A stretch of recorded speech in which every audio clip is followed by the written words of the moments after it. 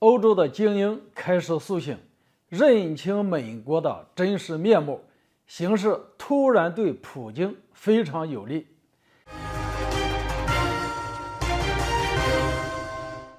大家好，我是全运华，欢迎收看运华观点。法国人声称美国的天然气太贵了，欧洲正在被美国统治。那么接下来的形势会如何发展呢？今天我们就来聊聊这个话题。最近，法国财政部长勒米尔表示，欧洲越来越被美国的天然气所控制，欧洲将被美国统治。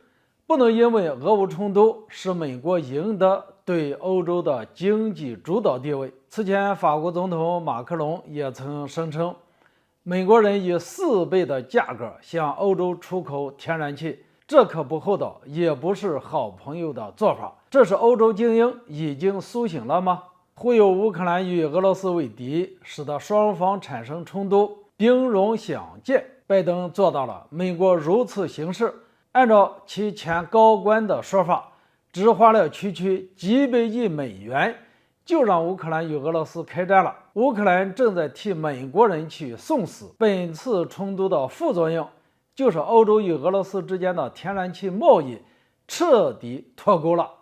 从表面上来看，貌似欧洲与美国在帮助乌克兰制裁俄罗斯，然而对美国来说，这是再好不过的一件事情。除了可以消耗俄罗斯之外，关键也把欧洲坑得够呛。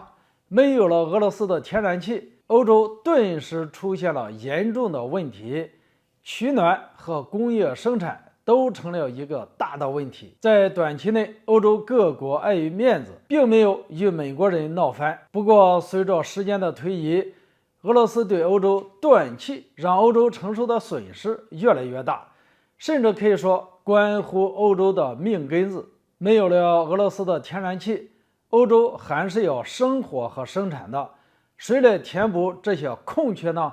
美国人的液化天然气船往返欧洲的频次开始变得非常的高。现在，美国正在不遗余力地为欧洲盟友们运送天然气，就是价格抬高很多。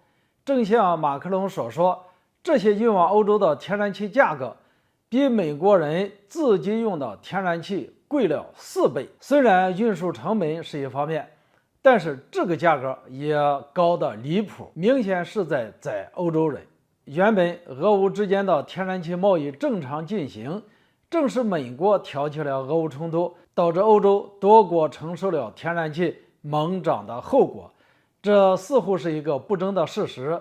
之前的欧洲精英们一致认为他们要跟着美国人的后面，然而现在看看，美国人的天然气价格也是高的吓人，随时可以把欧洲的羊毛都给薅秃了。仔细分析一下就会知道，美国为何要对欧洲这么狠呢？原因就在于欧洲一体化，尤其是经贸一体化，对美国的影响非常巨大。再加上欧洲还出现了一个统一使用的欧元，甚至想成为全球经济一极，这是要抢美元饭碗的节奏。要知道，美国是希望用美元来收割全世界的，欧元强大起来，对美元是非常不利的，这是美国人不能接受的事情。现在欧洲人终于看清楚了美国人的嘴脸，美国人正在坑害欧洲的盟友。别说天然气贵4倍的问题，就算只保证俄乌脱钩，美国人都已经赢了。尤其是法国与美国的矛盾相对更多，与俄罗斯之间的关系貌似还好一些，因此马克龙以及法国财长敢于公开抱怨美国的液化天然气贵得离谱。作为欧洲精英阶层的代表，他们已经意识到了这一点。